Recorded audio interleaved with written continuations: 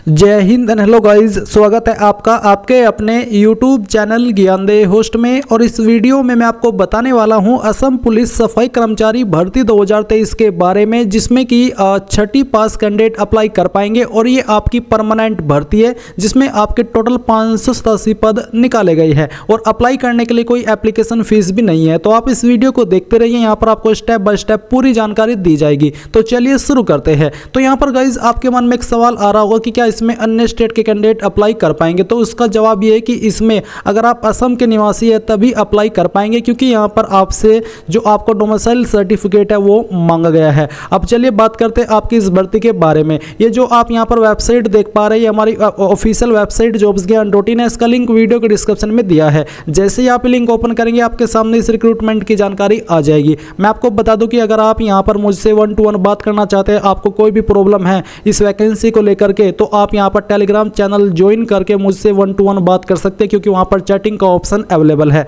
अब यहाँ पर गाइज आएंगे आप और आप यहाँ पर देखेंगे कि आप लोग इस फॉर्म को 22 फरवरी 2023 तक भर पाएंगे। कौन से डिपार्टमेंट के अंदर सफाई कर्मचारी की कितनी वैकेंसी है वो आप यहाँ पर इस टेबल में देख सकते हैं। फिर अगर आप इसका ऑफिशियल नोटिफिकेशन डाउनलोड करना चाहते तो आप ऑफिशियल नोटिफिकेशन PDF पर क्लिक करेंगे। इसके बाद में नोटिफिकेशन आपके सामने आ जाएगा, जहां पर आपको जानने को मिलेगा कि इस पोस्ट पर आपको 12,000 रुपये से लेकर के 52,000 रुपये एंड साथ ही 3900 रुपये का ग्रेड पे और इसके अलावा जो अदर अलाउंसेस है वो भी आपको दिए जाएंगे। फिर अप्लाई करने के लिए कोई एप्लीकेशन फीस यहाँ पर नहीं है, आप देख सकते हैं there is no application fee. इसके अलावा जो एलिजिबिलिटी है उसमें आप देख सकते हैं कि candidate must be Indian citizen permanent resident of Assam. यही वो कंडीशन है जिसके अकॉर्डिंग अन्य स्टेट के कैंडिडेट इसमें अप्लाई करने के लिए एलिजिबल नहीं है, क्योंकि यहाँ पर परमानेंट रेसिडेंट ऑफ असम बोला है। और साथ ही आपसे जो निवास प्रमाण पत्र है उसका जो प्रूफ है वो मांगा जाएगा जब आपका सिलेक्शन हो जाएगा उसके बाद में। एंड जो असमीज लैंग्वेज है या फिर एनी अदर स्टेट लैंग्वेज है वो आपको अच्छे से बोलनी आनी चाहिए। एज आपकी 18 से 40 साल के बीच रखी गई है। फिर अप्लाई करने के लिए आपसे यहाँ पर छठी पास की योग्यता कम से कम मांगी है। अगर आपके पास 10वीं होगी 12वीं होगी तब भी अच्छी बात है। और इसी के साथ अदर डिप्लोमा क्वालिफिकेशन रिक्वायर्ड में आपको बोला है कि training certificate issued by sector skill council यानी कि SSC विल कैरी 5 मार्क्स। ये आपके पास होना चाहिए। अगर ये नहीं है तो दूसरा विकल्प आपको दिया है कि minimum 1 year work experience certificate from registered NGO या फिर म्यूनिसिपलिटी बोर्ड गवर्नमेंट डिपार्टमेंट। इसके लिए आपको अलग से 5 नंबर दिए जाएंगे। Registered NGOs registered number must be reflected in this certificate, ये अनिवार्य है। तो बेसिकली छठी के साथ में आपके पास इनमें से कोई एक चीज होनी चाहिए, तभी आप इस पर पूरी तरीके से एलिजिबल हो पाएंगे। फिजिकल स्टैंडर्ड आप देख सकते हैं कि हाइट यहाँ पर मेल में कितनी है और फीमेल में कितनी है। बेसिकली यहाँ पर इन कैटेगरी के लिए 160 है मेल कैंडिडेट में और फीमेल में 150। इसके बाद SC ST जो ST है STH है और STP है, इनके लिए मेल में 158 और फीमेल में 147। और जो चेस्ट यहाँ पर रखी गई है मेल कैंडिडेट के लिए जनरल OBC MOBC के लिए वो 80 है बिना फुलाई और फुला करके 85 हो जानी चाहिए।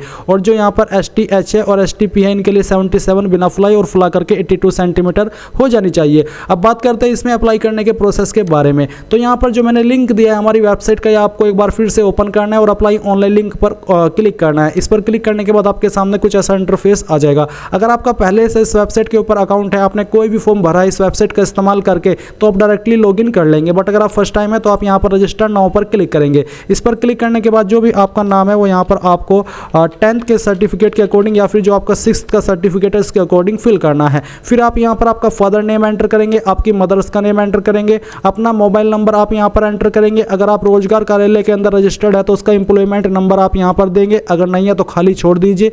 हाईएस्ट क्वालिफिकेशन आपकी क्या है वो यहाँ पर आपको सिलेक्ट कर लेनी है, जो भी है वो आप सिलेक्ट कर लेंगे।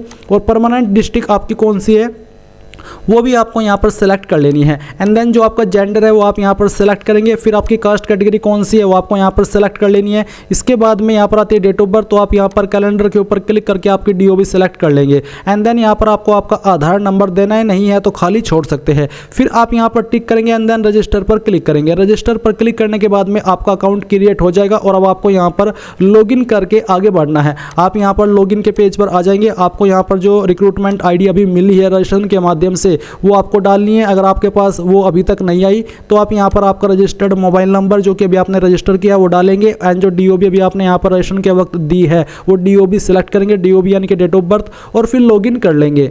लॉगिन करने के बाद में आपके सामने आपका डैशबोर्ड आ जाएगा। जो इन्फॉर्मेशन आपने अभी भरी है वो आप यहाँ पर चेक करते हुए नीचे आएंगे और आपको यहाँ पर जो ऑनगोइंग एप्लीकेशन का सेक्शन है इसमें आपकी पोस्ट देखने को मिलेगी जो कि यहाँ पर दी गई है ये वाली। इस पर आपको यहाँ पर अप्लाई पर क्लिक करना है। अप्लाई पर क्लिक करने के बाद में यहाँ पर आपसे पूछे do you have diploma qualification required for the post, यानी कि क्या आपके पास डिप्लोमा क्वालिफिकेशन है जो कि इस पोस्ट पर चाहिए अप्लाई करने के लिए। तो आप यहाँ पर यस करेंगे। यस करने के बाद में आपके पास इनमें से कौन सी चीज़ है, पहले वाली या फिर सेकंड वाली, तो जो भी है वो आप यहाँ पर सिलेक्ट कर लीजिए। जो भी आपने सिलेक्ट किया फिर उसका जो सर्टिफिकेट है वो आपको यहाँ पर अपलोड करना है, जिसका फॉर्मेट PDF का और साइज 200 KB से कम रहना चाहिए। तो जहाँ पर भी आपकी फाइल है वो फाइल सेलेक्ट कीजिए, यहाँ से ओपन कीजिए और आपकी फाइल यहाँ पर इस तरह से अपलोड हो जाएगी। अब आप यहाँ पर इसको व्यू भी कर सकते हैं और इसके बाद सेव एंड प्रोसीड पर क्लिक करेंगे। अब आपसे पूछेगी कि आप कौन कौन से डिपार्टमेंट को प्रेफरेंस देना चाहते हैं। जैसे कि यहाँ पर मैं जो असम पुलिस है इसको प्रेफरेंस के रूप में दे रहा हूँ। मैंने इसको पहले नंबर पर सिलेक्ट किया, फिर मैं यहाँ पर मैंने इस वाले डिपार्टमेंट को पहले नंबर पर सिलेक्ट किया, असम पुलिस को मैं सेकंड नंबर पर देता हूँ, इसको मैं थर्ड नंबर पर देता हूँ, फिर फोर्थ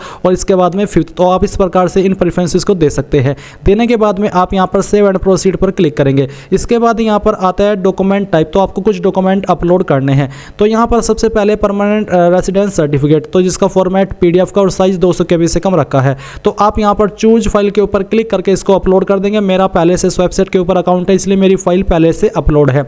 तो सेम तरीके से आप यहाँ पर अपलोड करेंगे। फिर आपको एज प्रूफ देना है। एज प्रूफ में आप 10th का जो सर्टिफिकेट है वो दे सकते हैं जहाँ पर आपकी जो DOB है वो दी गई हो, या फिर बर्थ सर्टिफिकेट भी आप अपलोड कर सकते हैं। इसके बाद एम्प्लॉयमेंट एक्सचेंज सर्टिफिकेट, अगर आप रोजगार कार्यालय के अंदर रजिस्टर्ड है तो आप उसका नंबर यहाँ पर, उसका सर्टिफिकेट है आप यहाँ पर अपलोड करेंगे। फिर आता है फोटो, तो आपका जो फोटो है इसका फॉर्मेट JPEG, JPG या फिर PNG का रहना चाहिए, साइज 450 KB से कम हो। तो आप यहाँ पर चूज फाइल के ऊपर क्लिक करेंगे और जहाँ पर भी आपकी फाइल है वो फाइल आपको सेलेक्ट करनी है और इस तरह से ओपन कर लेनी है। तो आपका फोटो इस तरह से आएगा। आप यहाँ पर इसको अपलोड के ऊपर क्लिक करके अपलोड कर देंगे। जैसे आप यहाँ पर इसको अपलोड करेंगे तो आपकी फाइल अपलोड होकर के आ जाएगी और आप यहाँ पर व्यू के ऊपर क्लिक करके इसको व्यू कर सकते हैं।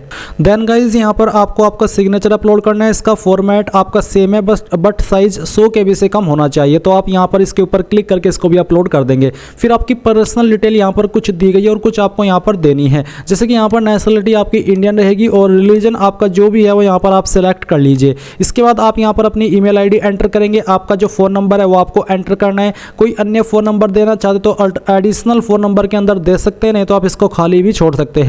कम्युनिकेशन डिटेल यानी कि आपका परमानेंट एड्रेस, तो जो आपका परमानेंट एड्रेस है पूरा एड्रेस आप यहाँ पर फिल करेंगे। फिर आपका जो पुलिस स्टेशन है वो आप सिलेक्ट कर लेंगे, अपना पिन कोड यहाँ पर डाल देंगे। अगर आपका परमानेंट और कोरस्पोंडेंस यानी कि प्रेजेंट एड्रेस सेम है तो आप यहाँ पर टिक कर देंगे। अगर अलग है तो अनटिक रहने दे और अलग से अपना परमानेंट जो प्रेजेंट एड्रेस है वो यहाँ पर फिल कर दे। फिल करने के बाद आप यहाँ पर सेव एंड प्रोसीड पर क्लिक करेंगे। अब आपके सामने क्वालिफिकेशन का सेक्शन आ चुका है। तो यहाँ पर क्लास 10th की इन्फॉर्मेशन मांगी है, तो आपको बताना कि आपने किस बोर्ड से की है। अगर आपका बोर्ड इनमें है तो आप यहाँ पर सेलेक्ट कर लीजिए, नहीं तो आप अदर्स के ऊपर क्लिक कर सकते हैं। जैसे कि मैं यहाँ पर CBSE बोर्ड के अकॉर्डिंग जानकारी दे रहा हूँ। अब आपको यहाँ पर आपका जो रोल नंबर है वो एंटर करना है, जो भी है। ईयर ऑफ पासिंग आप यहाँ पर बता देंगे कि किस साल के अंदर आपने जो क्वालिफिकेशन है वो यहाँ पर पास की है। इसके बाद परसेंटेज आपकी कितनी थी। अगर आपके नंबर CGPA के अंदर है तो आपको उनको उनको परसेंटेज के अंदर कन्वर्ट करके फिल करना होगा। मैं यहाँ पर परसेंटेज में ही फिल करके अभी दिखा रहा हूँ। तो अब आपको यहाँ पर आपका जो सर्टिफिकेट है मार्कशीट का वो अपलोड करना है। इसका फॉर्मेट PDF का और साइज 200 KB से कम ही